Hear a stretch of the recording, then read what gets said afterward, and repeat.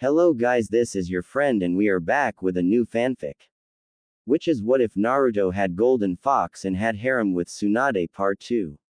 And if you enjoy this fanfic then please press the like button and subscribe to my channel for more fanfic like this. And now let's start the fanfic.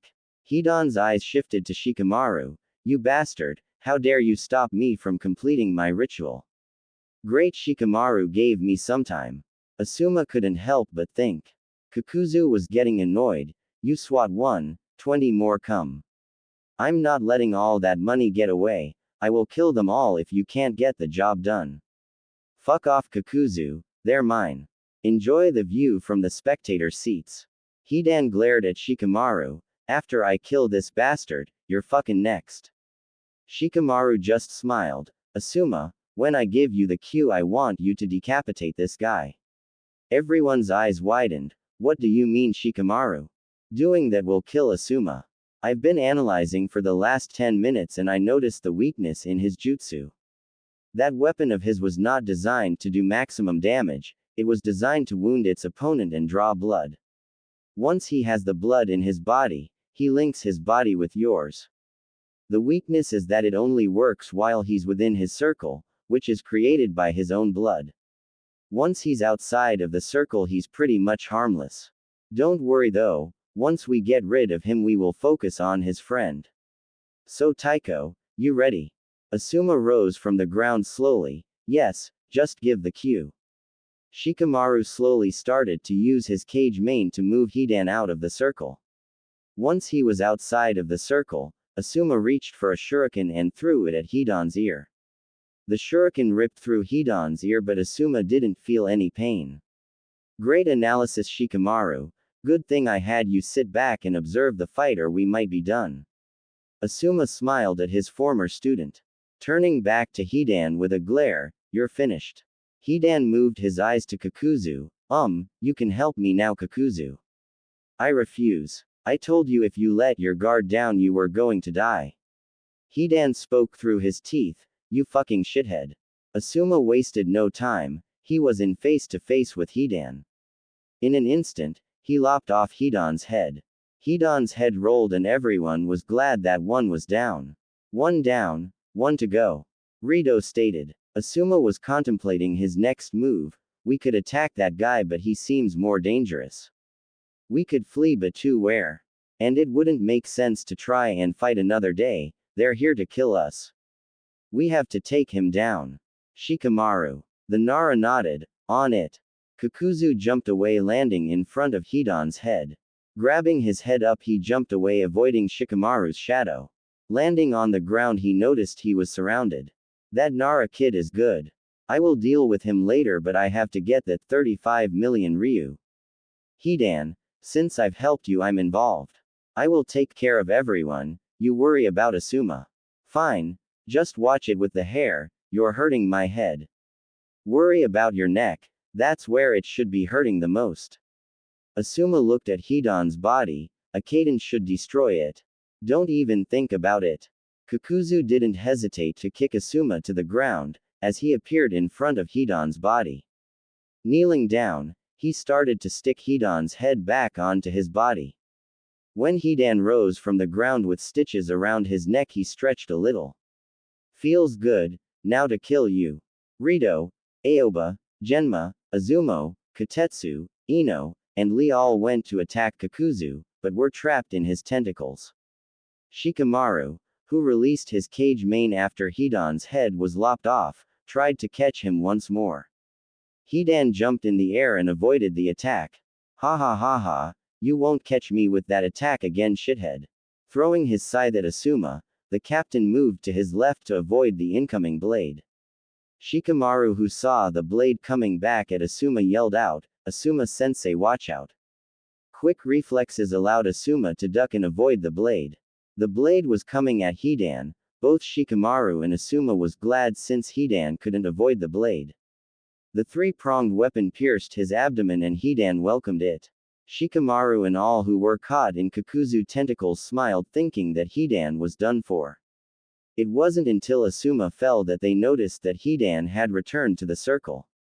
Hidan raised his stake high, This is the end for you. Shikamaru went to perform his jutsu but was knocked to the ground as Choji slammed into him. Kakuzu, who threw Choji, turned his attention to the others. You all are going to die. I will not waste any time with any of you. Everyone watched as Hidan slammed the stake in his chest. Asuma's eyes just widened. As the pain shot through his body, everyone watched on but could do nothing to stop it from occurring. Shikamaru and Choji separated from one another. When they stood, they saw Asuma fall over and Hidan with the stake in his chest. Kakuzu turned to Shikamaru and Choji. Give up, you all are going to. All that was heard was the sound of lightning crackling. With a bloody hand through his chest, Kakuzu heard of the jutsu and knew immediately who had performed it. Ha! Take, Kaka. Kakashi ripped his hand from Kakuzu's chest. Hidan turned his attention toward Kakashi. I will offer you to Jashin next. Konoha Senpuu, the kick that was planted in his jaw sent Hidan skidding across the floor. Lee, who was on his hands and knees trying to catch his breath, smiled. Gai-sensei. Looking at his pupil, he gave him thumbs up while smiling. Shikamaru and the others crowded around Asuma. From what they could tell, it didn't look too good. Other side of the village. Sasuke watched Konan closely. He knew of her and little on her abilities, but the mere fact that she was Akatsuki kept him on guard. With Kusanagi drawn, the Uchiha was ready to attack. Konan created paper daggers and shurikens that hovered around her. Raising her hand, Konan pointed her index finger at Sasuke and the origami created weapons that flew at Sasuke. Electricity formed around Sasuke. Chidori Nagashi, the paper was disintegrated. With lightning still surrounding his sword, Sasuke propelled forward. When he was in close proximity, Kusanagi was brought forth with extreme force, cutting through a paper clone of Konan. Sasuke, who had held the extended sword in his right hand, already knew of Konan being behind him. Twirling the sword in his hand through the rain, he raised the blade swiftly to rest on the back of his neck. You're going to have to do better than that, Uchiha Sasuke. Drenched hair covered Sasuke's eyes, but it couldn't cover the smile on his face. You underestimate me greatly. That spot you're in is because I wanted you there. Konan looked around to say she was surrounded by explosive notes, but how? Irrelevant. Checkmate. Sasuke formed a hand seal that said of a chain reaction. Sasuke turned and slowly walked away as the explosion continued to flare in the background. Okay. Time to head out and take care of the rest. Slightly shifting his head and looking back, Sasuke sucked his teeth out of frustration. Konan was floating in the sky with wings made of paper. The blue-haired female nin addressed Sasuke. God has passed his judgment and sent his angel to exact his wrath. I will kill you and retrieve the eyes of Uchiha Itachi. So, Madara is afraid of me getting the eternal Mangekyo. He should have come for me himself. Sending someone weaker than me was foolish. Ignoring Sasuke, she decided to show the Uchiha how wrong he was about her. Slowly bringing herself to the ground, Konan's wings expanded. Sasuke's Sharingan was activated and spinning wildly as he was preparing to predict her movements. The wings broke apart to form paper doves that came at Sasuke with extreme force. Sasuke launched Kusanagi at Konan, who sidestepped the blade and continued her assault. Sasuke performed a series of backhand somersaults, timing it perfectly as each dove sailed past him. Landing on his feet after executing a series of somersaults, Sasuke jumped in the tree, landing on a branch, but he jumped off instantly as the tree was pierced to the degree that it collapsed. While in the air, Sasuke formed the seals to perform Kaden Hausenka no Jutsu. Multiple flames came toward Konan, whom merely used the doves to dissipate the attack. Sasuke was pierced by the doves and he could do nothing while suspended in air. Falling to the ground, a bunch of wooden planks crashed to the ground below. Konan tilted her head, avoiding Sasuke's right foot. Spinning around, his back hand was blocked by Konan's right forearm. This threw Sasuke off guard as he wasn't expecting her to be great at taijutsu. Sasuke instantly devised a plan. Fading from view, the Uchiha appeared directly under Konan with the hopes of sending her upward. Execute. Konoha Kage Boyu, using that as the spring to launch his Shishi Renden, but Sasuke's foot connected with a clone made out of a bunch of paper. Pushing off of his hand, Sasuke was now standing looking at Konan on a roof, giving him a look of indifference. Closing her eyes and placing her hands together forming a hand sign, Sasuke noticed paper accumulating at 4 points until a windmill wheel was formed at each point. Sasuke already knew that this wasn't a good thing. Konan opened her eyes. Fuden. Windmill cyclone assault. Sasuke dodged a pressurized cyclone of wind that drilled through where he once stood. Sasuke landed but found that a windmill appeared about 20 feet in front of him, which caused him to shunshin out of sight as the pressurized wind came toward where he stood, tearing up everything in its path. Thinking he had time to breathe, Sasuke appeared on top of a building and looked at the windmills. Shit, that's a dangerous jutsu. Hold up, where is the other one? Sasuke realized that it was behind him, and before he could turn around the pressurized wind connected with his back and drilled him into the ground. Konan, who was hovering in the air, landed on the ground. As the rain fell against her and the unresponsive body of Sasuke, she knew that this battle was over. I expected more. Itachi was much stronger than this. Actually, he was much stronger than this. I don't even think I would have been able to take him. Sometime I think only Madara was the only one capable. Kumoko thought. Walking towards the battered Sasuke, she could see him struggling to get up. Using her right wing, she transformed it into a long arm out of paper and extended it to grab Sasuke by the neck. Picking him up slowly, the now shirtless, cut, bloody, and tattered Junin was helpless against his opponent. It's over. Transforming her left wing into a sharp object, Konan thrust the wing forth, piercing Uchiha Sasuke in the center of his chest. Somewhere outside of Konoha, Senzaru stood and watched Pain, who was before him. The two paths had never crossed. Pain, a shinobi from the Hidden Rain village, looked upon Senzaru with a blank expression. Lightning and thunder roared in the sky every 10 seconds. All of the 6 Pains surrounded Senzaru. With his weapon already drawn, Senzaru wasted no time when he tossed his phoenix claw high above his head.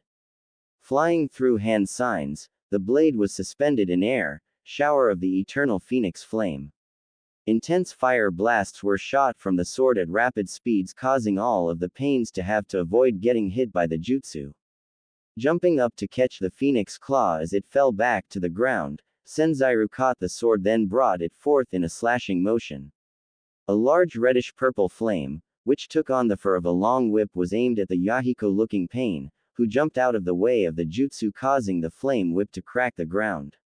Landing on the ground, Senzaru's eyes shifted to his right as the much taller Pain, who had spike bolts in his head, launched his fist at Senzaru, who ducked under the punch. Using his free hand, which was his left, Senzaru placed a punch to the gut, sending him a few yards back. Twirling his sword while raising it behind his head, Senzaru blocked a punch from the long-haired Pain shinobi who was originally from Waterfall. Pushing him back, Senzaru aimed his sword at the Pain he pushed back. Purple Flame Cutter, a concentrated purple flame pierced the Waterfall shinobi Pain. The Pain from Suna and the Pain with the long ponytail appeared in front and behind Senzaru. Thrusting their fists forward, a large explosion of dust was created from the impact of the punch. Senzaru, who appeared about 20 yards away from the attack, surveyed the area. He didn't have much time to plan an attack as Yahiko Pain appeared behind him and with a forceful punch, nailed him to the ground. Looking at the Senzaru in the ground, Pain closed his eyes once realized that a mud clone was created in Senzaru's place. Appearing next to Yahiko Pain was the shinobi with the spikes in his head. He aimed his fist toward a boulder and ejected his fist at a rapid speed, causing it to decimate the boulder. Jumping in the air, Senzaru went through the motion of forming hand seals. Taking a deep breath, he directed his attack to the 5 Pains below. Kaden. Okibi. The streamline came from Senzaru's mouth and it could only be described as a flood of flames. The jutsu covered 200 yards. Landing on the searing ground below with everything now black and the melted rock forming lava, Senzaru continued to observe his surroundings. Okay, I know they're not dead. Jiraiya, you gave us what we needed to beat him, but even so, how can I beat a person who really isn't here? I guess you couldn't make it too easy for us. The good thing is I know. What? Senzaru knew they weren't dead, but he was expecting some damage. Looking straight ahead, all of the pains were gathered, with an additional sixth pain. The pain from grass smiled at Senzaru, who was trying to figure out why the others were not harmed. He must be responsible. How though? Senzaru had an idea about what happened but needed confirmation. A phoenix came out of nowhere from behind Senzaru and flew directly at the grass pain, who absorbed the attack with his hands. Just as I figured, he's able to absorb attacks. So Pain has a shinobi who can fight from long range, another who can absorb jutsu, two with extreme power, one which doesn't do much but seems to be the main one, and another one I'm not too sure about yet. Okay Senzaru, time to go all out. Senzaru wasted no time biting his thumb and slamming his hand into the ground, Kuchio's no jutsu. The pains that were gathered just watched as a portal opened beneath Senzaru and a reddish-orange flames engulfed Senzaru, covering him completely. Inside the flames, Senzaru was slowly transforming from his normal state to his fusion state with Xenos. The fusion was now complete and his black hair was now replaced with red hair with orange tips, while the eyes went from a golden hue to an orange flame hue. With the wings of protruding from his back, Senzaru slowly rose from his crouching position. No more games, Pain. I never though I would have the honor to fight a shinobi with the Rinnegan. I never expected to fight a descendant from the great Senju clan, well, one who is as strong as you. God has chosen to pass judgment on Konoha and the Senju clan. I would send my angel of death to carry out this task normally, but she is wiping out the other half responsible for the formation of this village. With the Senju and Uchiha presence completely gone from Konoha and the world, I will be able to rebuild the world as it once was. Pain informed Senzaru. You underestimate Konoha and the Child of Destiny, Uzumaki Naruto. Child of Destiny. You speak of nonsense. Uzumaki Naruto is being dealt with as we speak. I'm not worried about the nine-tailed Jinchuriki. If worse comes to worse, I will deal with him myself. Well, Kami-sama, forgive me if I don't roll over quietly. You deeming yourself a god, what a joke. Last I knew you were under Uchiha Madara, a man who lost to my great-grandfather at the Valley of the End. I can understand why your god has sent a soldier to deal with me. The Senju has always been respected by all for our talent. Even though I am flattered your organization would have been better off going after Uzumaki Naruto, he has surpassed me. You would have been better off too going after Uchiha Sasuke. I wouldn't be surprised if he has surpassed me as well. Pain, you have selected the wrong person to come after for two reasons. 1, I am not the strongest, and 2, I don't plan on holding back whatsoever like Sasuke or Naruto would. I am going to kill you. Yahiko Pain sent all of his subordinates at Senzaru. Senzaru, however, had his eyes on one Pain, and that was the shinobi from grass who absorbed energy. Appearing in front of this Pain, Senzaru performed cutting nail of the phoenix, which was a large slash across his chest. However, it seemed like 3 talons leaving flames in its trail cut the grass Pain across the chest, causing him to drop to the ground. Immediately slamming his hand into the ground after slashing Pain, Fuden, Yonten Heinenken. The barrier made of flames encased the grass Pain. Senzaru looked at the other 5 remaining. There is no way to absorb my jutsu. Looks like you have a battle on your hands, Kami-sama. Yahiko Pain focused his gaze on Senzaru. Just because you have sealed one of us doesn't mean you can avoid your judgment. You will die here today, Senju Senzaru. Pointing his hand at Senzaru, the remaining 4 disappeared from view while Yahiko Pain remained. Senzaru took off after Yahiko Pain, moving the sword to his right hand and holding out his left hand. The phoenix tattoo on his arm started to glow. In that moment, a fiery phoenix shot from his arm toward Yahiko. Appearing in front of Yahiko was the Pain from the Fuma clan, the one with a pony tail. Bringing his hands together, he formed a shield that looked like a panda that blocked the phoenix fire attack. Appearing in front Senzaru unexpectedly was Yahiko Pain, who planet-punched Senzaru's gut. The pain from grass and the pain from Suna appeared behind Senzaru, placing a punch to his back which punched him into the ground. Standing over Senzaru, the grass pain, the waterfall pain, and the Suna pain watched as Senzaru disappeared into flames. Senzaru appeared behind Yahiko Pain. I know where the real you is at now. Yahiko's pain eyes expanded when he realized that he wasn't Senzaru's target. Senzaru's target was dead ahead. Realizing this, Yahiko Pain yelled out, "Stop him at all cost." Senzaru was zeroing in on his target. When he finally got within range, flames were slowly drawing from the atmosphere into his blade, turning the blade from silver to a fiery red. When the sword color changed from the fiery red to a brilliant orange, Senzaru brought forth the blade, slicing nothing, creating a brilliant neon orange flame that illuminated the area and the sky, which he flew through. However, a shinobi with long black hair and the Rinnegan appeared from the flames, followed by Senzaru with a slash across his chest. Both were floating through the air. Nagato couldn't help but think, how did he know? Senzaru was smiling because he was now planning to deliver the finishing blow. With his sword at his side, Senzaru gripped it but was stopped in midair with well-placed punches and kicks to his body. Senzaru could feel the pain shooting through his body. Fuck. What's happening to my body? It feels weird, I can't move shit. I have to use that jutsu or I'm going to die. Senzaru's body turned orange completely as the flames started to consume him. Each of the pains looked on and wondered what was going on. They didn't have a chance to figure out. Senzaru exploded and the malt-colored flames swallowed the area. After a few minutes, the flames burned brightly in that area. Senzaru stood a few yards from the flame with his shirt completely removed and he was back in his normal state. Shit, that always takes a lot out of me. Enko sosei hoo. I hate using that jutsu if I don't need to. But the situation called for it and Senzaru's eyes widened when he saw Nagato standing a few yards in front of him. The Akatsuki cloak was removed, revealing the slash across the chest caused by Senzaru. Senzaru saw the other pains laying on the ground before Nagato. None of the pains were moving, except Yahiko, who rose up slowly. The next to rise slowly was the pain with the spikes in his head. Everyone else was down for the count, but only one was burned badly, and that was the pain from the Rain Village. Lying on his back with his eyes open, it was clear that he was dead.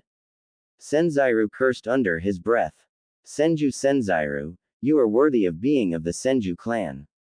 Madara was correct about you being a threat. It's been a long time since anyone has seen me. There will not be a second time. Judgment has been passed, you will die now. The large pain stepped forth and raised his fist at Senzaru.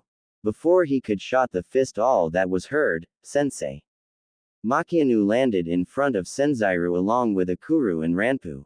Makianu, standing ahead of everyone, addressed Senzaru. Sorry we're late, Sensei. We was helping Konohamaru and the others out. Judging by the battle, you really overdid it, Sensei. Ranpu stepped forward. Don't worry, we will take it from here. Akuru cracked her knuckles. Rest now, Sensei. Pain just closed his eyes in annoyance. Kill them now. Aiming his fist at the kids, he found himself planted into the ground as a big impact was made by an unknown force. Lying on his back with his eyes closed in the newly formed crater, the spiky-haired Pain was neutralized. With blonde hair soaked from the rain and wearing a traditional Junin outfit, Tsunade turned to Nagato. It's been a long time, Nagato. Tsunade Harem, that it has. Hokage-sama, stand back, we will take care of this guy. Idiot. This is no ordinary guy. He is a member of Akatsuki and he possesses the Rinnegan. Attacking him is suicide. Ka-san. Senzaru fell forward and landed face down. Tsunade glanced at Senzaru. You did good, Senzaru, and you exposed him. Sorry I'm late, but I will take it from here. Nagato, your life will end here. Sorry Tsunade-sama, but this fight will have to continue at another time. I have been giving different orders. Next time we meet, Tsunade Harem will be the mark of you death. Pain did mental telepathy. Kakuzu, Hidan, Konan, we're going now. Pain looked at Senzaru and touched his chest. Pain, it's been a long time since I've felt pain. Truly amazing indeed. Senzaru. Pain disappeared. The other pains disappeared along with him, including the one in the barrier created by Senzaru. The group was left behind to ponder what had happened. Hidden mist. Safaya was panting hard as she was facing off against her opponent. In her 8 tails form, purple skin and her neon yellow eyes with slits, and 8 tails protruding from her tailbone, Safaya couldn't help but wonder how was this possible. How the hell is he able to fight with me on this level? It's weird, but I wasn't able to detect his strength until later on. This guy is good. Safaya knew she had to come up with a plan to end this soon. This was stalemate match. Hisui heard the telepathy message from Madara and Pain. Knowing that he needed to end this match soon, he decided it was time. Flying through hand seals, he slammed his hand into the ground. Kuchios, Uchukuakan, hidden cloud, hidden rock, other side of the village. Sasuke was impaled by the paper javelin. A smirk formed on Konan's face. Judgment has been passed. Yes, it has, on you that is. Konan's eyes expanded. She noticed that everything started to turn black and red. Shit, how long? Since you blocked my punch before I perform Cage Boyu. That's when. Now you are at the mercy of the Sharingan. Shit, he placed me in a genjutsu but had me go through all of the motions of what I planned to do. This kid, he's just like Itachi. Madara can't get the eternal Mangekyo. Konan's eyes bulged as she was pierced by a multitude of spikes. Outside of her mind, Sasuke, who was not injured, turned away. Time to take care the rest of the trash. Sasuke heard clapping and turned around. Very good, Sasuke-kun, your powers have grown, which means your eye is deteriorating. It won't be long before you become blind. Sasuke glared at Madara with his Mangekyo active. So you've finally decided to show yourself. I guess you came here to die. On the contrary, I actually came here for 2 reasons. One was for her. Using his Sharingan, Madara broke the genjutsu. Konan was now panting. Konan, head back to headquarters, I will take it from here. Did we get Ikibi? Yes, now head back and prepare everything. Sasuke's eyes slightly expanded when he saw Gaara lying on the ground to Madara's right. Before he could do anything, Gaara disappeared along with Konan. Shit, they got Gaara. I have to stop them here. Madara, I was planning to use this on that lady, but since you're here it will work just as well. Sasuke raised his hand to the sky as electricity was flowing from it. Not even you can dodge this. Be gone with lightning. In the sky a large electrical beast formed, and when Sasuke brought his hand down, lightning explosion decimated 1/3 of the Uchiha district. Looking to the wreckage, Sasuke narrowed his eyes when he saw Madara alive. Wow, that was pretty good, Sasuke. I would have been dead if it wasn't for Susanu's true form. True form? What the hell is that? Sasuke watched as a large humanoid started to form. Madara started explain. Susanoo has 2 techniques associated with it. You can use it as a taijutsu form, which would become very dangerous, but that's only using Susanoo to half of its potential. The real potential lies in its summon. As you can see, I was able to block that devastating jutsu you created. Should I have to reach the 3rd level? Transforming into the 3rd level of the curse seal, Sasuke's Kuroi wings and Mangekyo Sharingan made him look like a fallen angel. I'm going to end this now. Sasuke was preparing to end the battle, but when the humanoid summon removed the sake gourd from his hip, forming a chakra blade. The time has come, Sasuke, hawk or snake. Thrusting the blade forth before Sasuke could react, Uchiha Sasuke was pierced by the legendary Totsuka. Shit, what's going on? My power is leaving me at a rapid rate. Sasuke transformed back into level 2 and slowly level 1. The curse seal was being sucked into the gourd. When the seal was completely removed, Sasuke was back to normal. Madara ripped the sword from Sasuke's body, causing the Uchiha to fall to his knees, panting. I have significantly reduced your power, Sasuke. You no longer have access to that abominable curse seal. You can't beat me the way you are, this you should know.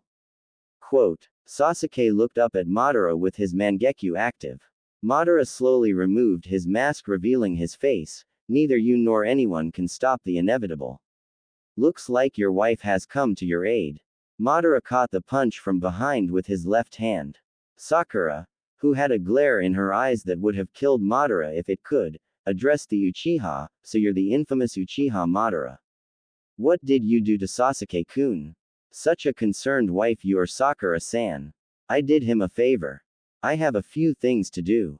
Tend to your husband, he's going to need all of the healing he can get. What do you mean? You will soon understand. Sasuke will soon understand what he needs to do in order to survive. As far as power, he has went beyond the point of no return. Madara disappeared, leaving Sakura behind to ponder what he said. She quick ran to Sasuke, who was on the ground unconscious. Dropping to her knees while shaking him to wake up, Sakura got no response or movement from her husband. This is not good. What the hell did he do to you, Sasuke?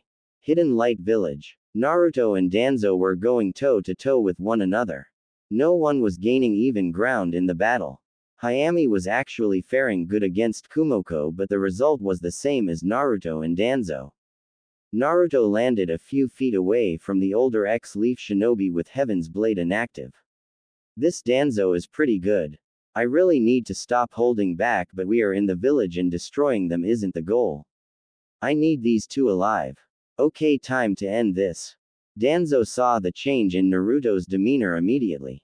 I have to stop playing as well. I will end this now. Mangekyo Sharingan. Danzo's regular Sharingan transformed to the Mangekyo Sharingan form, that of Kakashi's. Naruto was instantaneously caught in the genjutsu that was cast. Fallen to his knees, Danzo gave a little smirk as Naruto fell on his face. Checkmate. Turning to Hayami and Kumoko, who finished exchanging blows in the rain and was glaring at one another, Danzo pointed his finger at Hayami and froze the girl in her tracks. Hayami could barely move. She turned her head to see Naruto on the ground and Danzo pointing his finger at her. Kumoko, kill the girl. We will take Naruto with us. The point of this whole evasion was to make sure Naruto was isolated. The Nine Tails has always been the goal, getting the rest was not required at this time. Kumoko, kill the girl. We will take Naruto with us. The point of this whole evasion was to make sure Naruto was isolated. The Nine Tails has always been the goal, getting the rest was not required at this time. Naruto ni get up. Hayami yelled out in her head to her brother, who was no longer moving. Kumoko twirled her kunai in her hand. Well, looks like it's the end of the road for you. Don't worry, Naruto will be joining you shortly. Charging at the girl, Hayami couldn't help but wonder about Naruto, Yumi, Aori, and all of her family and friends. Sorry everyone, I wasn't strong enough.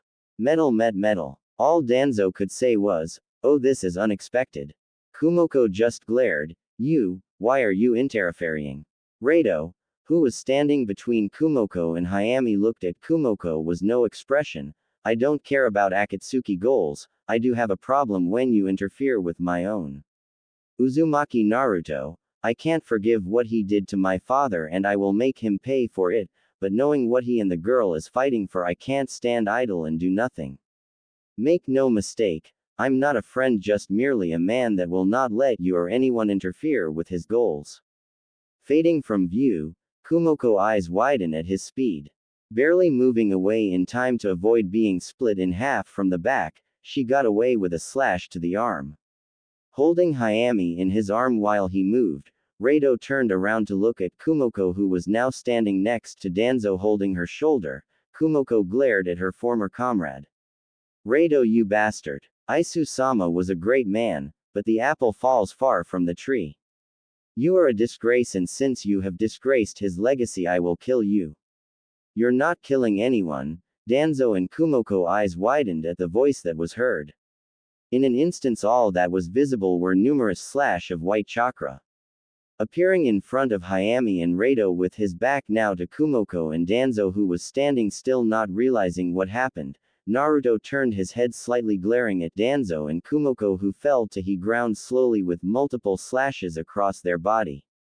Thanks for the window Rado, you helped me more than you know, the Kurikage said while he continued to watch the two Akatsuki members on the ground. Danzo couldn't believe what he was seeing. I don't understand, how did you break the genjutsu from the Mangekyo? It's impossible. Naruto smirked. I am the Jinchuriki of the Nine Tails and I can always use the fox to break the jutsu. But more importantly than that, I was trained by Raiho to combat genjutsu. Genjutsu is useless against me. My sister over there, also is impervious to genjutsu. Hayami, you played it to a T with the shocked expression. Smiling, yay, but luckily this guy interfered or I would have been dead thanks to you. Come on, I wanted her to taste victory just a little before I pulled the blanket from under them. They had this all planned. Impressive. Rado smirked at the ingenious of Naruto and Hayami. Kumoko was pissed. You bastards, you tricked us. Yes we did. I wanted to leave you two alive to get more answers but that's not going to happen.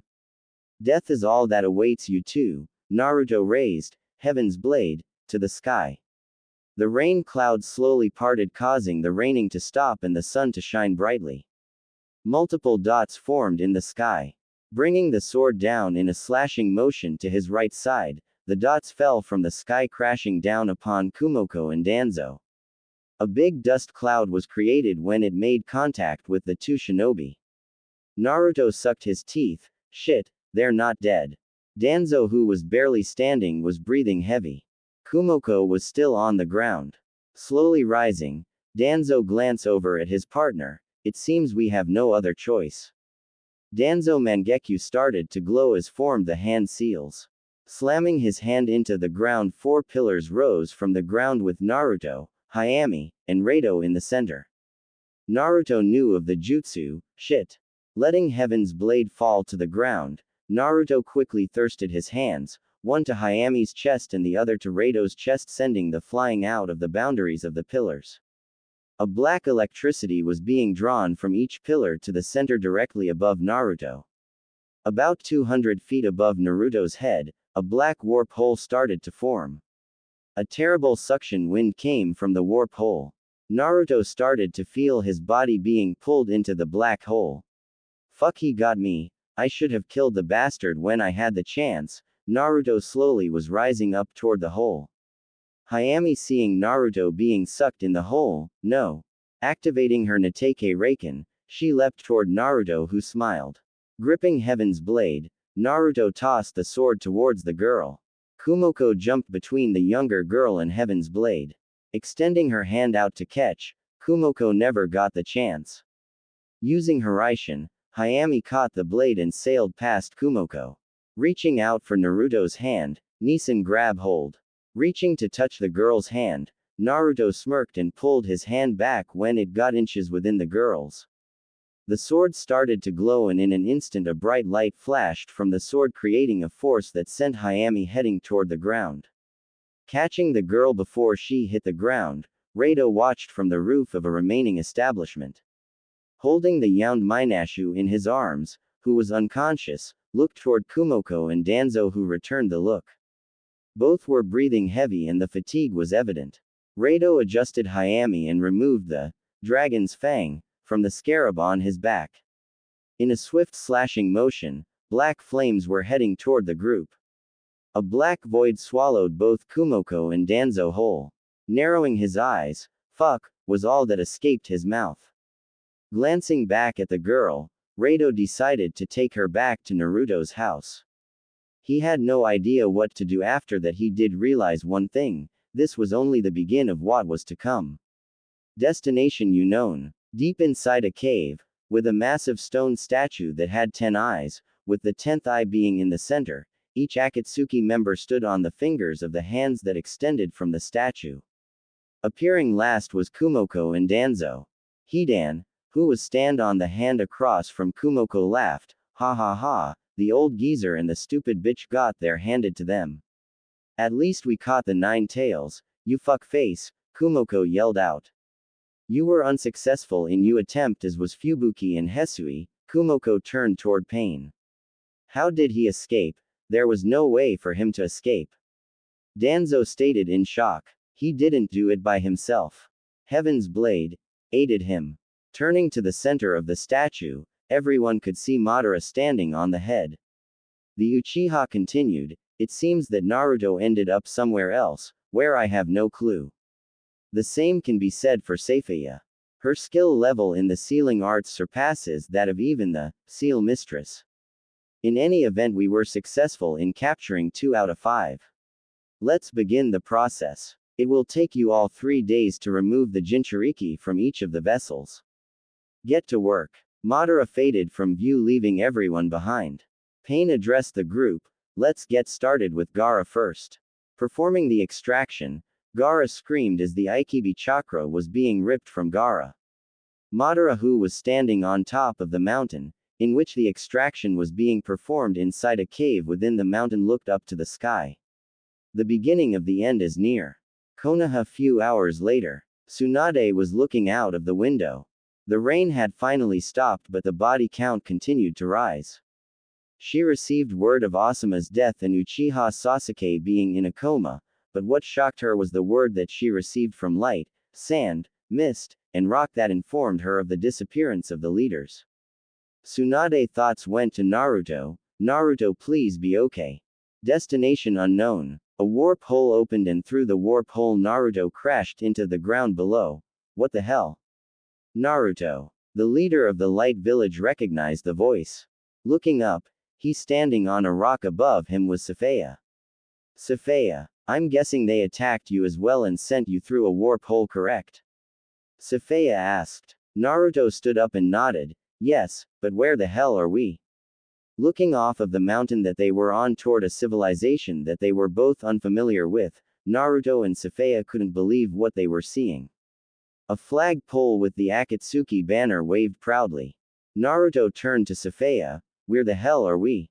Looking back to the civilization, Naruto and Saifaya stared. It went unsaid, but both knew that they were not going back home anytime soon. Their next destination was where that banner waved. Sun Country, Hidden Light Village, 7 a.m. Hayami was surrounded by people in Akatsuki cloaks. On the other side she saw Naruto, Shinji, Yumi, Aoi, Mai, Hinata, Naya, and Kato surrounded by Danzo, Kumoko and various members of Akatsuki. Before she could reach, she watched as they were cut down one by one. Running toward Naruto, Hayami watched as Kumoko smiled at her before slicing Naruto's head off. Jumping up out of her bed, Hayami was breathing heavy while covered in sweat. You're finally awake. Turning her head slightly, Hayami saw Yumi and Aoi, who were watching her with a big smile. Hayami could sense another person in the room.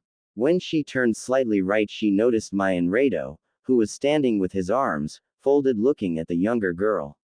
Griping the sheets tight, Hayami frowned up her face as she remembered what happened. Naruto Nisan. Turning to Yumi immediately, Yumi Nichan, I'm sorry, if I was. Placing a hand on the girl's shoulder, Hayami, it's all right, I know Naruto is going to be okay, that much is certain. But, no buts. Naruto will be fine, our job is to tend to the village and devise a course of action going forward. Yumi's comment caused Rado to remove himself from the wall and step forward. The only course of action is to confront Akatsuki. What do you think is going to happen when they get all of the tailed beasts? He's right, you know. Everyone in the room turned toward Yokohama and Rin, who entered. Hayami, how are you feeling? I feel okay, Yokohama-sama. Good. I want you in Konoha before sundown tonight. I have a special mission for you and Rado, who has chosen to accept. You will be accompanied by Okani and Tekka. What? We have to find Naruto, ni all other missions can wait, our leader is missing. Rin jumped. The mission involves finding Naruto. There you will be debriefed by Tsunade-sama, who will discuss the strategy to go forward. Hayami, you are our ears and one of the best in the village. I can't just leave the village in such a state. I'm needed here. What if Akatsuki comes back? Hayami was trying to get everyone to see reason. Yumi spoke. Hayami, Don't worry about the village. Akatsuki goal is Naruto. Now that he's away from the village, they're probably searching for him. Unless Naruto shows up here, I don't think they will come here. Hayami, you're just gathering info. Once you do that, just come back. So we are not going to search for Naruto. Hayami, we have to form a strategy, align ourselves with the other villages before we can even attempt to go after Akatsuki. I think a joint effort with the other villages would be great. We will search for Naruto, but we also have to ensure the safety of our village. That is something Naruto would want, and you know that. Rin's words caused the girl to put her head down. Are you up to leave now, or do you need to rest more? Yokohama asked. Give me an hour to prepare. Turning to Rado, I will meet you at the gates in an hour. Yumi motioned for everyone to leave the room. When they did, she closed the door behind her, and turned back to the girl. Look, I know you're going to go after Naruto, and I don't plan to stop you as if I could. I just want you keep a level head. Also, I think Naruto entrusted this to you. I think you should hold on to it. Yumi handed Hayami Heaven's Blade. He knew you would protect it, which is why he gave it to you. When you find him, slap him really hard for me, okay? Okay, Yumi Nichan. I'm curious though, what will you do? The village is demoralized over losing Naruto.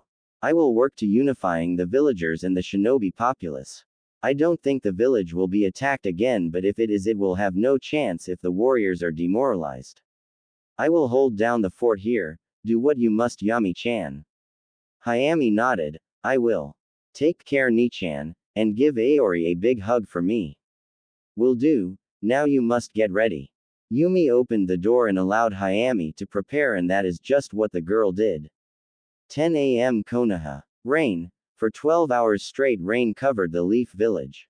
The second funeral service in 3 days was being held, but instead of one shinobi, the service was being held for the fallen shinobi. With the shinobi populace dressed in black, everyone was paying their respects to the falling soldiers. Meikinu, Akuru, Yugen, Ranpu, Futeki, Yusumi, Nero, and Kaseki stood behind Kakashi, Guy, and the rest of the active Rookie 9 and Guy's team. Standing in the front was Kurenai and her daughter Kinome, who had tears streaming down her eyes. Senzairu's son, Shikraki, was clenching his fist as he watched his friend cry. Yugo glanced at her son, taking notice of his reaction. Glancing over at Kurenai, "You're very strong, Kurenai-san. I don't think I would be that strong if I lost Senzairu." The procession began and everyone was present except for 2 people. Ino scanned the area. Where are Shikamaru and Konohamaru? Shrugging his shoulders, I don't know, was all Sakura could say as she was holding her son. Nara residence. Playing Shugi by himself, Shikamaru paused for a second to look up to the sky. Looking down to place his hand on the king, he heard his son calling to him, Papa. Looking at the piece and then at his son, he smiled. Don't worry, Asuma-sensei, I understand who the king is. Shikaku hid himself behind the wood beam of the porch. So you finally understand, Shikamaru. It's your turn, son. The only way this world will see peace is if your generation steps up to protect it. Shikamaru stood up and pat his son on the head. Looking towards the wooden beam at the far end of the porch, Pops, I need you guys to look after Nanpu while I'm gone. Stepping from behind the porch, I hope you're planning to return. Looking at his son, yes. Well, I would try to stop you under any other condition, but you seem sure about this.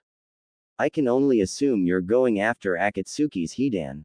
Shikamaru nodded, confirming his father's suspicions. Walking toward his father with Nanpu in tow, Shikamaru stopped when he was side by side with Shikaku. I have a plan and my squad will succeed.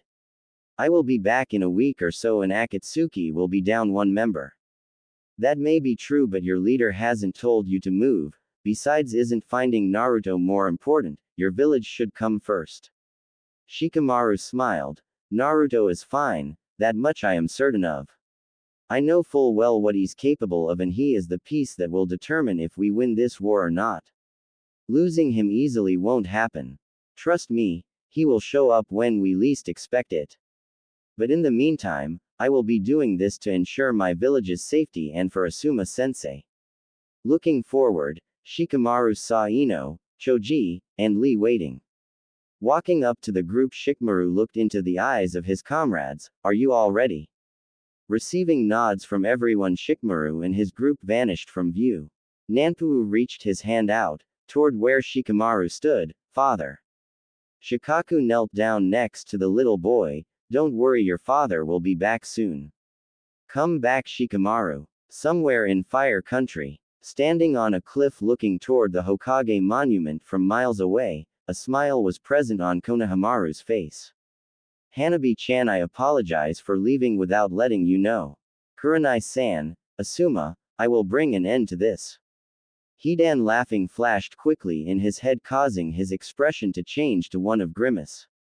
With his hyaden around his head and Leaf's signature Navy shinobi outfit, Konohamaru faded from view. Noon Konoha gates. Shikamaru and his group were at the village gates. Glancing at his team, once we leave Konoha, there will be no turning back. Are you guys sure you're in? Shikamaru, everyone here is in. We now know what we're up against.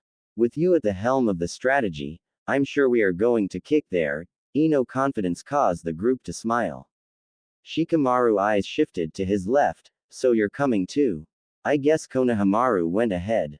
Hanabi nodded. Yes. Great, you will be more than what we need. Your Byakugan is highly valued. If that's it, let's move. Not so fast. Everyone recognized that voice. Turning around, the group saw Tsunade standing with her arms crossed, glaring at the group. Shikamaru, you're not leaving this village, none of you are. I'm not a leaf shinobi, so I can do what I want. As I recall, you and Naruto both were in agreement about stopping Akatsuki. I was against attacking Akatsuki directly, but you two were for it. With the team I have now, I can eliminate 2 of its members. Tsunade shook her head. I cannot allow that, Shikamaru. We need to form another strategy. Actually, I think Shikamaru's way is the best option. Everyone turned to the entrance of the gate to see Kakashi leaning on the door with his arms folded. Kakashi, I can't believe you are agreeing with them.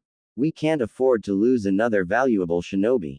I understand Asuma meant a lot to you all, but each and every one of you is valuable assets. Hanabi stepped forward. So do you prefer we wait around until they hit us again? Truth, Hokage-sama, we were caught off guard and we paid for it dearly. Sasuke is in a coma, Senzaru is in a coma, and all of the Jinchurikis are missing except for Kuin, which puts us in an even tighter spot. What you're asking is for us to be sitting ducks, and I rather be the hunter instead of the prey. Hanabi, this isn't about buying. She's right, Hokage-sama, don't worry, Tsunade. We won't do anything dangerous. Consider this a recon mission. I will make sure everyone returns.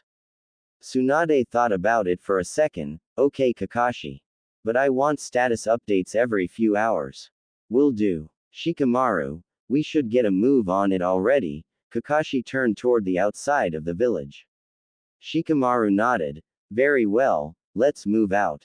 Oh, and Tsunade, if Tamari returns to the village, let her know. I'm sure that she is going after Akatsuki as well, seeing as Gaara was taking. You all are fools, but I will relay your message. Return back alive, everyone. The 6 members of Team Kakashi stared into the unknown. With their final resolve, Team Kakashi faded from view. Tsunade prayed for their return. Turning around, she headed back to the tower to prepare. 7 p.m. Konoha Hospital. Sakura and her younger son looked on as Sasuke lie in the bed with no physical injuries, all mental. The one noticeable thing is the mark on Sasuke's neck is now gone. As the Uchiha lay unconscious, Sakura and Hidoko watched him. Sakura examined Sasuke and noticed that his eyes got worse. His eyes are slowly deteriorating and the Mangekyo is the cause. Using it only speeds up the process. His chakra also seems lower than usual. Sasuke-kun, what's going on with you? Hidoko tapped Sakura. Mama, is Papa going to be okay? Yes, your Papa will be fine. He's the strongest in the leaf, he will be fine. He just needs his rest, Sakura said to reassure the boy, but the truth was she didn't know whether he would be or not. Sasuke, who was conscious for the last 3 hours, listened to his family speak. He remained calm and played the role of the unconscious patient. Madara, the curse seal is gone, but I don't care about that. I knew the Mangekyo would make me weak one of these days, but never knew that extensive use would bring this about. So this is why Itachi showed me the drawbacks of this eye. If I am to stop Madara, I know what I must do. Is this the reason you sacrificed yourself, brother? I have to get out of this hospital unnoticed, then I have to send for Jugo, Karen, and Suigetsu. They will help me get to Madara and I will end this once and for all. Naruto, I will find you as well. I hope you're still alive, Tonkachi. Sasuke continued to play unconscious and listen to all around him.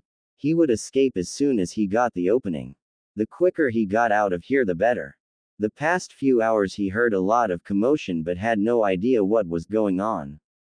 He could only guess that Akatsuki hit Konoha hard and the body count was enormous. He did overhear that all leaders from the hidden villages, the ones that had Jinchurikis as their leaders, were missing except Kuin. This was not good. It wouldn't take long for Akatsuki to go after him. Sasuke knew that he needed to get to Madara before he could Kuin. For now he would play unconscious, and when no one was around, he would make his move. Second level. Yugo, Shiraki, Meikinu, Ranpu, and Akuru were all standing around Senzaro's bed. Ranpu, who had his arms folded and his Byakugan active, was looking at his sensei chakra flow. That guy Pain really injured sensei bad. His chakra flow is out sync. What the hell did that Pain guy do? Is he really that powerful? Meikinu questioned. Akuru shook her head. I don't know, but he did put Sensei Sensei in the hospital, so that should speak volumes about his ability. I heard of Akatsuki's strength, but I had no idea. I mean, both Sensei Sensei and Sasuke Senpai are in the hospital. This isn't good at all. Senzairu will be fine. I'm more worried about Konohamaru-kun. No one knows where he's at. I think he left the village. Yugo pointed out. Konohamaru Nisan isn't here, but we can't lose him. He's going to be the Rokudime. Meikinu slammed his hand in his fist. The 7-year-old Shiraki spoke. Konohamaru ni, did he go after the guy that killed Uncle Asuma? Everyone looked at the boy. Asuma, he's dead. In a weak voice everyone turned to see Senzairu. Ranpu looked at everyone, who put their head down. Stepping forward, yes, Sensei Sensei. He was killed by a member of Akatsuki. Senzairu, who was still weak, closed his eyes as the pain of losing his best friend stung. Slowly opening his eyes, can someone please fill me into what happened while I was out?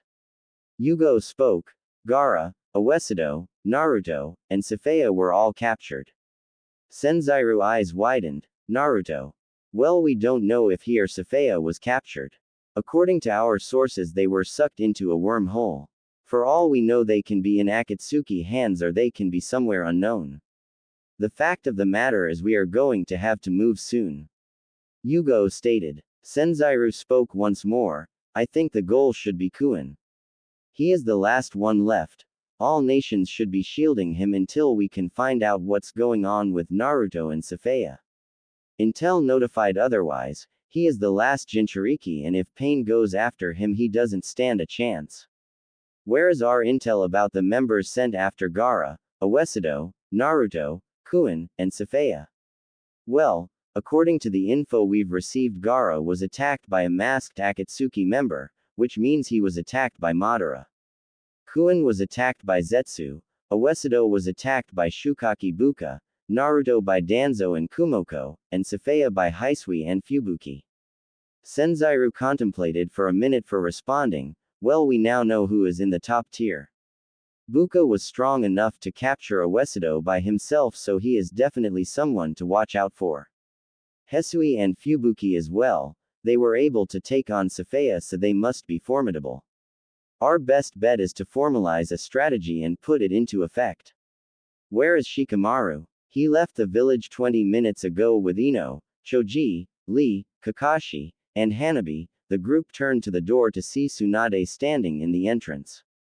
Oba-chan. Shiraki ran up to Tsunade and gave her a big hug. Rubbing the boy's head once she picked herself up from kneeling to his height, Tsunade addressed the group of Junin. Kakashi and his team are going after the two shinobi that took out Asuma. What? Cough. Senzaru Regain himself then spoke, Mother, why did you let them leave? No choice and they would have left regardless. Shikamaru seems certain he can neutralize at least 2 members and maybe he can. Time will tell. Our main focus is the village. Senzaru, how are you feeling? Not good. Pain is definitely a tough opponent, but he isn't unbeatable. I can probably beat him, since I know his secret, but if he's a brilliant shinobi then he has prepared for me in case we meet again in battle. In any event I will be better probably by tomorrow. Senzaru revealed his left arm to show the tribal phoenix tattoo, the glow is evidence that I am being healed. I can feel my chakra being out of whack, but the healing powers of the phoenix are correcting this matter. Tucson, you will be all healed by tomorrow. That is amazing. I can't wait till I get older. I'm going to have the phoenix contract just like you. That way I can protect Kinome-chan and the village. Senzaru laughed but coughed soon after. This prompted Yugo to move to his side. Holding his hand up to inform her that he was okay, he continued, well son, it's not easy to get this contract. It takes hard work. But in any event, where is Sasuke? He's in here as well, sensei. Makinu stated. It seems that Madara confronted Sasuke. He removed Sasuke's curse seal. Okay, what's the bad news? Obviously the curse seal was not good for him, removing that was a good thing. Tsunade spoke once more, the bad news is Sasuke is losing his sight and he is getting ill. Damn, we need Sasuke's abilities. Well, all isn't lost. A smile formed on Senzaru's face. Yugo was curious, what do you mean? I mean we have Ranpu, Akuru, Hanabi, Makinu, Futeki, Makinu, and Konohamaru. Let's not forget the other nations and their young talent. The top shinobi of the world may be Mia, but we still have the youth. Tsunade shook her head, they are not ready. Naruto, Safaya, Kuin, Sasuke, and you are still the key. According to reports I've received from Light, Naruto took on both Danzo and Kumoko with little effort on his part. Safaya fought 2 Akatsuki members evenly without aid. Kuin forced Zetsu to flee. And Sasuke made short work of God's angel. I understand mother, but everyone you mentioned is out of action. We have to make alternative plans. In any event, I will put forth my plan when I fully recover. I trust Shikamaru and Kakashi will return with good news. That being the case, we have to prepare for the other members. Senzaru stated. One of Tsunade's attendants burst in, Hokage-sama, I'm sorry to interrupt but a contingent from the Mist, Light, Cloud, have arrived. One of the female light shinobi, Hayami I believe, is outside right now and she is demanding to see you immediately. Let her in. Where is the rest of the guest? They are at the conference hall waiting for you, Hokage-sama. Inform my guest that I will be with them shortly. 20 minutes, the attendant nodded and motioned for Hayami to come forth. Hayami entered the room. Tsunade-sama, it's good to see you again. I'm sure you've gotten word about Nissan. Yes, the fool shouldn't have battled them alone, Tsunade said with a hint of anger in her voice. Naruto didn't fight alone. I fought with him. We had them right where we wanted them, but they used a jutsu that sucked Naruto into a void. If Akatsuki got Naruto, we have to stop them immediately. Senzaru spoke. Hayami, the goal is to find Akatsuki. Doing so we will be able to locate Naruto and the others, I'm sure. It sucks though. Akatsuki has Naruto, which means they probably have Heaven's Blade as well. Actually, Heaven's Blade is with me. Before Nissan got sucked into the void, he threw me the sword. Makinu jumped in, then that means Naruto is. Hayami lowered her head and gave a slight shake, I don't know. A weird light came from the sword that blew Nissan into the portal and knocked me unconscious. I have no idea what that means. Senzaru spoke, maybe Shinji does. After all, who knows more about the sword than him? You should visit your cousin Hayami to find that answer. No, my goal is to find Naruto ni as soon as I can. I already lost a day. Hayami, we will discuss this in the meeting. Senzairu, I will be back to check on you later. Shishi-chan grandma will get you later. Everyone else, take care and prepare wisely. Hayami, follow me. Tsunade exited the room with Hayami in tow. Senzairu looked at his former genin squad. All of which nodded, knowing full well what their sensei wanted them to do. The group disappearing in a cloud of smoke.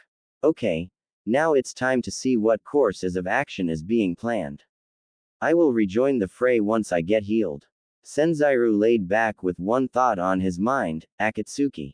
Hospital corridor. Hayami, who was standing next to Tsunade, the girl who was only an inch shorter than the Hokage, looked at Tsunade. Tsunade-sama, who did that to Senzairu-kun? The same guy who killed Jiraiya. Pain, Tsunade said the last part with malice in her voice. Hayami looked down as to try and comprehend how strong pain was. Looking up, what about Sasuke-san? He's currently on the first floor recovering from his battle. He's unconscious though. Tsunade informed the girl. Can I see him? Tsunade nodded. Come, I will lead you to his room. Hayami followed as Tsunade led the way. 5 minutes later, Sasuke's room. Tsunade and Hayami entered the room only to see no one there. Tsunade had expected Sakura to be there. Guess she realized there wasn't much she could do here. Hayami turned to Tsunade. Tsunade-sama, can I have a minute alone with Sasuke-san? Very well, but I can only grant you no more than 5 minutes. Tsunade informed Hayami, who nodded understanding. Tsunade stepped outside, leaving the two alone. When she was gone, Hayami turned to Sasuke. Sasuke-ni, how could you let this happen? You and Naruto-ni are the two strongest people I know. I was careless. Hayami eyes widened when she got a response. Walking up closer, she was looking up close to Sasuke. The Uchiha continued, my ancestor, Uchiha Madara, did this. Akatsuki is powerful. Sasuke, Naruto-ni. Cutting the girl off, Naruto was captured, I know. Don't worry, I already have a plan in the works. Tell me, Hayami, did a shinobi from Mist with a meet clever type sword come along with the contingent from Mist? Coming to think of it, I did see someone like that. Why? So Suigetsu did come along. This saves me time. Sasuke glanced at Hayami while sitting up. I'm going after Uchiha Madara. He's the key to finding Naruto. Why are you here and not in Light, Hayami? I was sent here as a representative for my village. Once I'm done, I will report back. As for you, Sasuke-ni, you seem to be very weak. Sasuke's smile caused the young girl to be confused. My body is recovering. I am weak, but Madara doesn't realize how much he has aided me. The curse seal has plagued me since I was 12, and I have been trying to get rid of it since. It has been a great source of strength, but an even greater source of weakness. Now that it's gone, I will be able to use the Mangekyu to its fullest capability. I won't be able to, but not for long. My eyes are getting worse and my body needs to recuperate now that the seal is gone. I have something in mind, but it will shorten my lifespan, but it's of no consequence. I will have reversed the damage of the Heaven's Seal. Itachi, who was weakened by the Mangekyu over time, still demonstrated the power that it brings even in a weakened state. That being said, I've long surpassed my brother, and with the seal gone, my power is going to be even greater. But the power won't last if I don't do something about these eyes. Sasuke turned to the girl. Hayami, focus on your mission. I will look for Naruto. Better yet, I will find him. I have the resources. Prepare for what's to come, because this certainly wasn't the last of Akatsuki. So, Heaven's Blade is my only concern. I can't let it fall into Akatsuki grasp. It won't, because I have it. Hayami informed Sasuke, whose eyebrow rose slightly. So they will be after Hayami. She's in more danger than she knows, but if I can find Madara and end this, she will have nothing to worry about. Why am I worrying about her? Naruto and Shinji trained her well. Hayami will be fine. Hayami. The girl cut Sasuke off. Don't worry, Sasuke, I will be okay. I won't do anything stupid, I promise. That's not what I was going to say. I was going to say Akatsuki going to come for you. Be prepared for what's to come. You are strong and I have no doubt you can handle yourself. You should leave. Tsunade will come back soon. I won't see you for a while so you know what you need to do. Be well. Sasuke laid back down and pretended he was out. Hayami exited the room with Tsunade leaning against the wall with her arms folded. Let's go, we have a lot to discuss. The young girl followed suit. 15 minutes later, conference room. In the fluorescent lit beige color room, that had a decent size meeting table inside, was where all the representatives from various shinobi nations gathered. Tsunade was sitting at the head of the table with her two advisors by her side. On Tsunade's right, Hayami, Tekka, Okani representing the Inkan Jikoku, the yellow-eyed Cloud Junin, his Genin squad member Okugata Tasuki, a Junin from the Rock. On her left, 4 members from the village hidden in mists, 7 swords, Mizuni, a 22-year-old female with flowing red hair and hazel-colored eyes, an outfit similar to Ino's with a 36 inches katana-style sword with rubies in the handle, definitely the smallest sword out in the group. Next to Mizuni was Rakusa, the oldest of the 7 swords who was dressed in the standard mist shinobi garbs. Sesui, the current wielder of Kiryu, was also present along with Suigetsu, who seemed to be uncaring about the whole meeting. Tsunade looked the group over and proceeded, I will skip all of the introductory speeches and get to the point. Akatsuki has made its move. 3 of the 5 great shinobi nations have lost their leaders and Naruto is missing as well. Jiraiya has already been eliminated and more shinobi will add to the body count if we don't do something. Jikoku addressed Tsunade, what do you suggest? Our leader believes he can crush all members who come his way, but let's face it, Naruto is stronger than Kuin-sama and even he was captured. A contingency plan needs to be implemented. What do you suggest, Tsunade? I have formed a 20 battalions consisting of 4 shinobi who are combing fire country for Akatsuki. The teams consist of my best shinobi who I believe can take down members if they encounter them. Suigetsu laughed, your confidence is misplaced. 2 of your best is laid up in the hospital because they went up against Akatsuki's best. Naruto, Safaya, and Gaara have all disappeared. Let's be real, Tsunade, there are only a few shinobi in each of our villages that can stand against or even take down these guys. Where is Sasuke? Where is Senzaru? Where is Hatake Kakashi? Isn't Sarutobi Asuma dead? And how about the rest? Tsunade spoke once more, you're absolutely right. The fact of the matter, only a few our village's top Junins can deal with Akatsuki. This group is strong and they have formed a formidable army. All our villages have been hit hard by Akatsuki. They're extraordinary shinobi who could individually probably take over a small country if they saw fit. True, but they can be beaten, that much is true. Everyone turned to Hayami. Mizuni smiled at the girl, and what would a light shinobi such as you know? I've fought a member who was formerly a cloud shinobi. Sucho Kumoko. I know that I can defeat her if I take her on by myself. I also know that if Rado take her on he can defeat her as well, Hayami stated. Rado. Who the hell is that? Mizuni asked. Tasuki from the cloud eyes lit up. Rado. Where is he? Did you seen him? Who is Rado? Mizuni questioned again. Jikoku answered, he's the son of the former Raikage. Isu's boy, Rakusa stated. Jikoku nodded. Isu's son, how do you? Tsunade asked the lavender-haired girl. He came to our village looking for Naruto and I fought him, but our fight was interrupted when Naruto interfered. The two fought and Naruto defeated him in a matter of seconds. Hayami informed the group. Mizuni laughed, and you expect me to believe a loser like that can take on a member of Akatsuki? Hayami turned to Mizuni. It's understandable why he lost. Nissen Hiraishin Jutsu is formidable and practically unbeatable. To be quite honest, the only member in your group who could stand a chance against it is Safaya-sama. You would fall just as quickly. Mizuni narrowed her eyes, you little bitch. Sesui placed a hand on her shoulder. Mizuni calmed down. Tsunade continued her gaze at Hayami. Hayami, do you really believe you can defeat Kumoko? I don't believe, I know it for a fact. Akatsuki is strong, that much is certain, but they aren't unbeatable. I do believe we were caught off guard, and now that we know what to expect, taking them on again will turn out different. Where are Shikamaru and Konohamaru? Hayami stated. Shikamaru, he went after Osamu's killer. Konohamaru, Hayami asked again. He did the same, but he went by himself. At least Shikamaru is with Kakashi, Lee, Ino, Choji, and Hanabi. A rock shinobi spoke. So a small contingent was formed, but that's 6 shinobi, not 4 as you stated.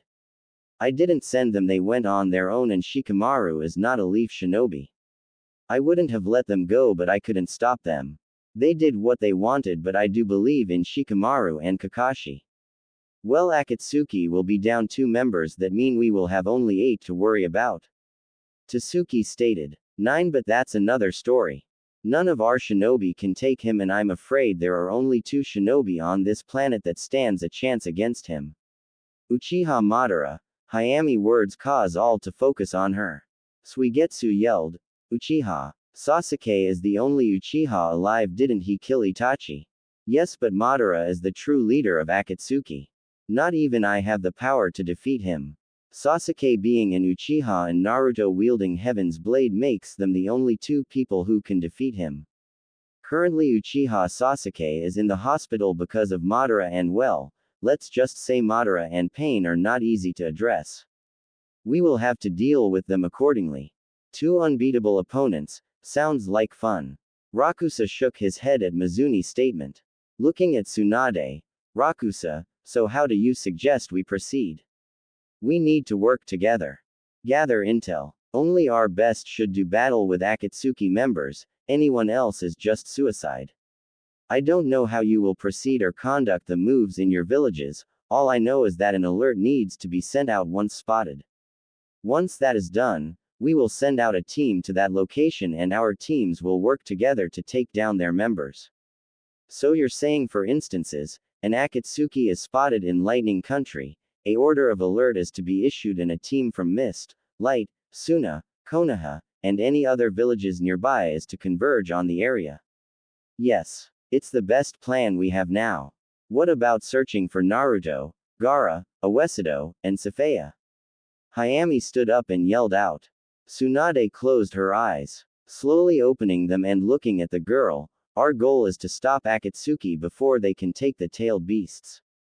Focusing on looking for Naruto and the others might be a waste of time, and we need to focus all of our time and resources on stopping this group ASAP. I'm sorry, Hayami. So we are going to abandon them? Are you serious? Koharu finally spoke. Little girl, this is bigger than Naruto. Akatsuki needs to be stopped. Hayami shook her head. As a representative of the light, I speak on behalf of my village when I say I cannot concede to this. Our leader is missing, and I believe finding him is the key. Quote, doing this will hurt your village. You will not receive support from any of the villages, the light will stand alone. Tsuki stated. Which is why I'm using my rank as the senior shinobi to inform everyone here that the light will align with your villages. Tekka words cause Hayami to glare at the special Junin. Hayami rose from her seat once more, headed toward the door, but stopped short. It doesn't matter. You all can do what you want. If I have to hunt and take every member down to find Naruto, I will do just that. He did it for me, that is why I can't go along with this plan. You all do what you must. I will do what I must as well. Hayami left the room. Tsunade rubbed her temples. What are you going to do, Hayami? Suigetsu stood up. Well, if that's the plan, no need for me to stick around. Is that it, Tsunade? Yes. Remember, everyone be smart and don't do anything stupid. Everyone dismissed. Everyone filed out of the room. Outside, Hayami was walking toward the village gates. Okani was screaming Hayami's name as she trailed behind.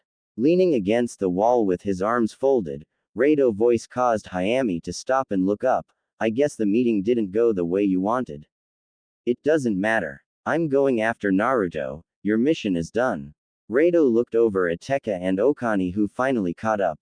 What were you thinking back there? As much as I hate to say it, the light is in terrible need of an alliance with those 5 villages, Tekka stated. Well, you got the alliance with them, so what I have to say doesn't matter. I however will not be returning back to light until I have some answers or Naruto ni. Either way, I'm following my own path. Tekka narrowed his eyes at the girl. You will be written up for this, and as for being promoted to Junin, that will take years to achieve if you do this, Hayami. I don't care, Hayami blatantly stated. Tekka was about to say something but was stopped before the words could leave his mouth. Hayami-san, you're going after Naruto, correct? Hayami turned to look at Saisui. Yes, I am. Why do you ask? I see you have a little team. Akatsuki is strong. Having another strong ally will greatly increase your chances of taking down a member if you encounter a member. You want to find Safaya, don't you? Hayami said flat out. Yes. I agree, our leaders should be our priority. The fact is they trail will lead us to Akatsuki. I am strong too, and I know with my help Safaya-sama would have not got captured. In any event, I think me and you will make formidable team. Saisui extended his hand for Hayami to shake. The girl looked at his hand then back at the boy. Giving a warm smile, she extended her hand. Okay, we will work together. We should get on the move. Since you decided to form this unit, where are we heading first? Rado asked the girl. Hayami was clueless. She wanted to search for Naruto but had no clue where to start. One thing she did know is she would have to find out more about Heaven's Blade, so Sea Country would be first on their list. We will head to Sea Country first and gather as much info as we can along the way. Besides, Naya-sama and Kato-sama are there and they both know about Akatsuki. Especially Kato-sama, Hayami stated. Tekka just shook his head. You all are crazy. I can't believe you're willing to look for these monsters, but I must say without Kurikage we are lost. I will cover for you, Hayami, but make it back soon. Okani, let's go. I think I'm gonna stick with Hayami for a while if that's okay. Tekka looked at Hayami. She's my best friend, of course it's okay. I will look out for Okani, besides she's strong, she can take care of herself. Whatever. You have a week. I'm off. Godspeed. Tekka disappeared in a poof of smoke. Hayami glanced at Rado, Okani and Saisui. So it would seem this is our squad. I know of each of your skills.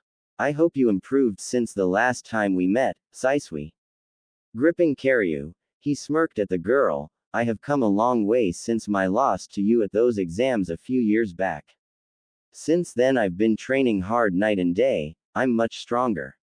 I'm sure if we did battle again the result would be the same. Just be glad I'm an ally and not an enemy. Well, I haven't been slouching either. In any event, I hope you can back it up. A member of the Seven Sword and a member of the Minashu clan, I'm not really worried about you two. I'm worried about your friend. She may very well hold us back with her lack of skill. Tekka would have been more suitable to this group. In any event, let's get moving, we have a lot of ground to cover. Rado disappeared in black flames. Hayami shook her head but smiled. Now it begins. Naruto ni, I promise I will find you. When Hayami moved, the rest of the group followed suit. Uchiha District. On the roof of one of the Uchiha shops that was abandoned in a long-sleeve Uchiha tunic with typical shinobi pants, Uchiha Sasuke gazed off into the distance. Closing his eyes as the wind grazed his face, Sasuke spoke, Suigetsu, it's time to mobilize, Hawk. So it would seem. So are you going after this Madara guy? Suigetsu asked. Yes. But in order to find him we will need to make a few stops. Let's move out. Disappearing in purple flames, Uchiha Sasuke was off. That damn guy always acting like he's the fucking boss. In an instant Suigetsu followed Sasuke. Uncown lands. From a cliff, Naruto and Safaya both gazed at the city below. Naruto glanced at Safaya, who nodded. In an instant both shinobi moved from their location toward the city. It didn't take them long to reach the city. Entering the city was easy enough, their shinobi skills allowed for this to occur. But even then, Naruto and Safaya were both a bit uneasy at the fact they were able to enter so easily. Something just didn't sit right with them, but they would be very cautious as they maneuvered. It was now nightfall, and even so, the city itself was still bright and vibrant. The street lights, the huge monuments and buildings, and numerous amounts of shops that were still open made it easy to blend in with the population. Both hungry, the two decided to eat at a local food stand then find a place to rest. Taking their seats at a local food stand, Naruto waved his hand to the older lady. Can I get a bowl of miso ramen? Safaya raised her hand. I would like the same, Ba-san. Turning to Naruto after ordering, the blue-haired shinobi from the mist addressed her ally. Hey, I've had a bad feeling ever since we entered this city. You mean the fact that we were able to enter as easily as we did? Yes, you're right. I can't explain it, but we can't dwell too much on that. We have our goals, Naruto stated. Even so, it's just fishy. Have you noticed? Naruto nodded. Yes, but we won't make a scene here. Remember, we are a long way away from home and honestly, we may never get an opportunity like this again, so we have to be extra careful. The old lady came back with 2 bowls of ramen. Thank you, Ba-san. I'm curious, do you have any idea where is the nearest hotel? The old lady nodded. There is a inn about 12 blocks east of this location. It's on the outskirts, but the rate is cheap for couples. Safaya was about to inform the lady that they weren't together, but Naruto interjected. Yes, me and my wife are very tired.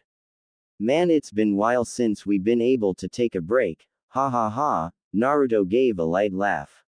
Turning to Safaya, my wife and I don't have much money, and if this place is cheaper than these expensive joints that are complete rip-offs, we will definitely head there. Young love, how I remember the days. My husband doesn't even look at me the way you look at your wife. You are lucky. What your name is? The old lady who served the food asked.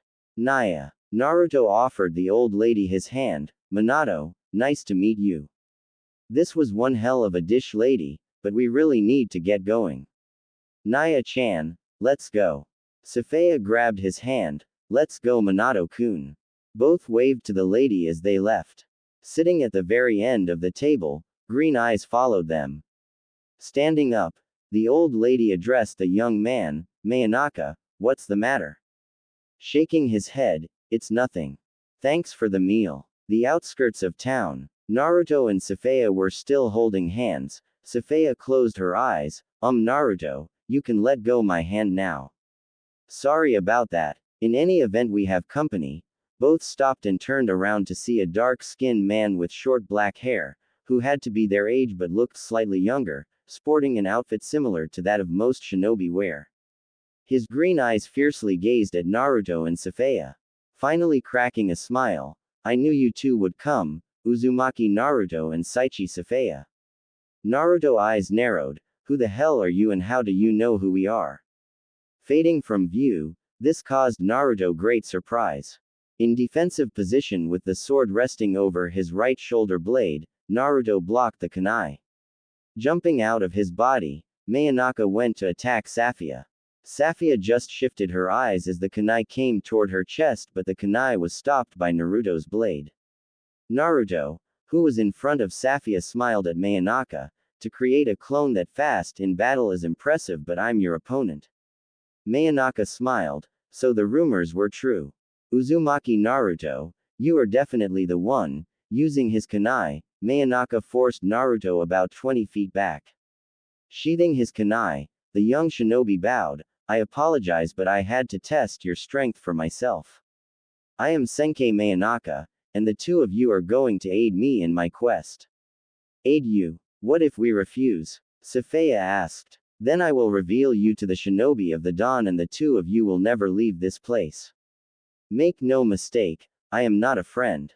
We both have similar goals, and it is to that end you will help me and I will help you in exchange. Naruto placed his sword in its scarab on his back. What is your quest, Mayanaka? The same as yours, the complete and utter annihilation of Akatsuki. This caused both Naruto and Safaya to raise an eyebrow. It seems you two are shocked. Believe it or not, half of the shinobi here are against Akatsuki, but the sad fact is we don't have the power to stand against them, especially Pain, Mayanaka stated. Naruto's fist clenched at hearing that name, Pain. I can only assume you have dealings with Pain. It doesn't matter. We better get out of here soon. Follow me if you wish to survive another day in this place. What guarantees do we have that you won't betray us? Safaya questioned. Slowly turning to the mist leader, you have none. But I will say this, do you really think that two people of your caliber would slip through our barriers so easily without assistance? I figured as much, Naruto stated, seeing as this is Akatsuki and they are extra careful, there is no way we would have gotten this easy. So how did you even know we were coming? You have high chakra levels and it was felt by our technology bureau. Being a high-rank shinobi of grade A in the Dawn, I offered to take care of the threat myself if there was one. When I discovered it was you two, I reported to the bureau that there was nothing to be worried about. I then masked my chakra and followed you. I knew you two would never get in the city if I didn't disable the shield for an instant. I got you in, getting out is on you. Now, that I've explained myself, shall we go? Mayanaka looked at the two. Naruto didn't know if he could trust this guy, but he did know that they were in enemy territory and they needed any help they could get. Stepping forward, Naruto offered his hand. You want to take down Akatsuki and so do we. So until Akatsuki falls you are my ally and I am yours. Now, tell us everything you know. Mayanaka smiled. First, let's get out of here. Follow me. Disappearing or rather moving at speed normal eyes couldn't follow, Naruto and Safaya took off after the shinobi. 2 days later, location unknown. Standing on the hands of the reconstructed statue, all members of Akatsuki was present. Pain, who was using his jutsu to perform astro projection, continued as the One-Tails was being sucked out of Gaara. The last of the chakra was sucked out of Gaara, his body dropped to the ground. The One-Tails has been extracted, that gives us 5 of the tailed beasts. Let's extract the 4-tail beast. Kakuzu and Hidan, it seems you guys are being tracked. I will let you go to take care of your would-be trackers. We will finish up here. Hell fucking yeah. We get to fight dipshits. Who's tracking us? Pain glanced over at Hidan, Hatake Kakashi, Nara Shikamaru, Hyuga Hanabi, Yamanaka Ino, Rock Lee, and Akamichi Choji. Be careful, Kakashi is a very formidable foe and someone who can get our way. Kakuzu nodded, we won't take them lightly. Fucking speak for yourself, loser. I'm going to offer them to fucking Jashin, all of them bastards. Kumoko glanced over and Hidan, I hope they kill your. Hidan pointed at Kumoko, shut up you ugly bitch. You had one task and you couldn't even complete that. For someone who wants to kill Naruto you couldn't even do that, fucking loser. Hisui shook his head, you two act like children. Fuck off Hisui-chan. You failed too, loser. So much for the great. Hisui, ha ha ha, what a fucking joke all of you are. Hey Pain, you need to send me to catch Naruto and Safaya. At least if you had we would have all the tail beasts right now. That's it. After I kill these bastards I will go find Naruto, Safaya, and Kuin and bring them back here. Hisui spoke once more, it's sad that you can't see your true strength level. To be blunt Hidan, you are weak. Akatsuki, if you haven't noticed matches its members based on strength and how we complement one another. Kakuzu makes up for what you lack and that's strength and brains. It is the same with Kumoko and Danzo. The sad reality is you two are the weakest members of this organization. Kumoko didn't like that statement, Hisui you. The two of you can get stronger but you're both blind to the fact of your position in this organization. I clearly understand I'm not the strongest but I do understand my role. We each have one, accept it and focus on achieving our goals. You going after Naruto or Safaya, what would that accomplish for you? What are you trying to prove? All you would be doing is offering your life and we would take a step back from achieving our goals. Hisui's speech caused everyone to be quiet. Hidan let out a laugh, fuck you loser. I'm going to do what I feel like. Don't give me that sappy speech. You're the weak one. I'm immortal, I can't be killed, ha ha ha ha. Fubuki laughed, but you still can be neutralized. Your reckless ways are going to get you killed, Hidan. Pain interrupted the group, that's enough. Hidan, Kakuzu, you are dismissed. It makes sure you eliminate Kakashi and Shikamaru. Those two can present us with a problem in the future. We will eliminate them. Hidan, let's go. Kakuzu disappeared from the finger he stood atop of. Forest in Fire Country. Hidan and Kakuzu, who were sitting on a rock, broke the jutsu. Kakuzu looked over at Hidan, who slowly opened his eyes. The enemy seems to be closing in on us. Let's get moving. Fuck that. I'm not running from some bitch shinobi. We're not running, we're just leaving this spot. I prefer to fight in a different location. Hidan, you will get to crush them, that I promise. Let's move from this location. Hidan sighed. Okay Kakuzu, but I want to kill that pineapple-haired bastard. Don't interfere with that. I don't care who else you kill. Whatever. I just care about Kakashi. He is definitely worth some money. I will take him down. You can have the rest of those weaklings. Kakuzu said to his teammate. So where the hell are we going if they are coming after us, Kakuzu? Hidan questioned. Somewhere in the forest. Kakashi, Shikamaru, Ino, Choji, Lee, and Hanabi all stopped and gathered in a circle. Shikamaru addressed the group. Okay Hanabi, you placed them about 25 miles from this location, correct? Yes. They're heading west now, but they aren't moving at a fast pace at all, so it is very likely that we will be able to catch up with them soon. So what is the plan, Shikamaru? Hanabi, along with everyone, gazes fell on Shikamaru. Kakashi. Here, Shikamaru handed Kakashi a small container. You should know what I'm thinking. Kakashi nodded. Very smart maneuver, Shikamaru. That part is taken care of. How will we engage the enemy? I will be the first to attack. Kakashi, you all will be on standby. Choji didn't think it was wise, so he decided to speak his opinion. You can't take them on by yourself, Shikamaru, that's way. It's a perfect plan, Shikamaru, Hanabi said with a smile. What do you mean? They will kill him. Hanabi turned to Choji. You don't get it, do you? Shikamaru is the perfect person to lead off.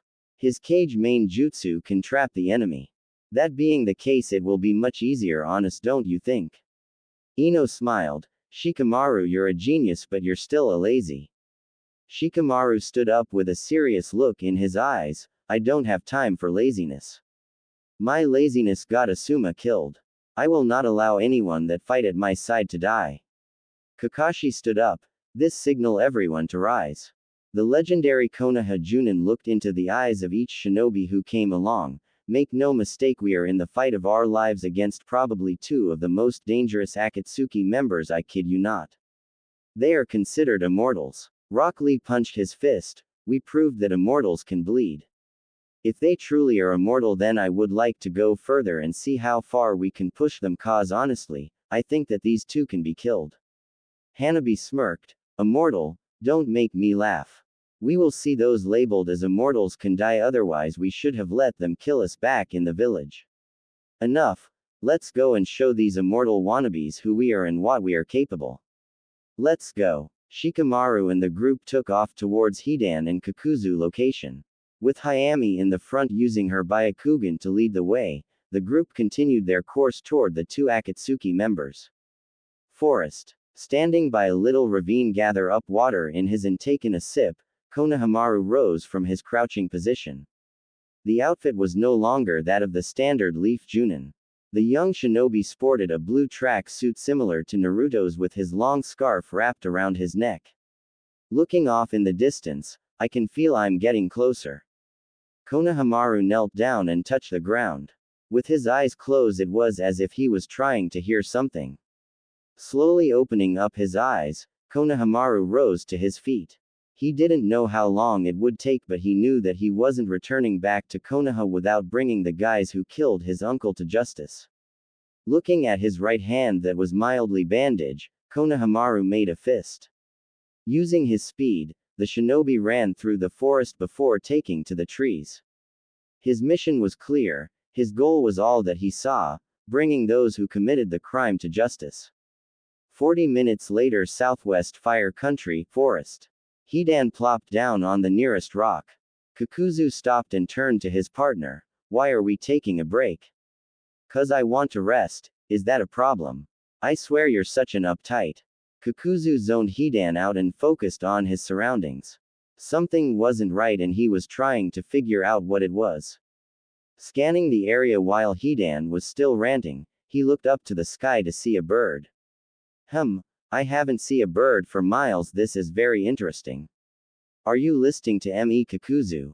Turning back to Hidan, we have company.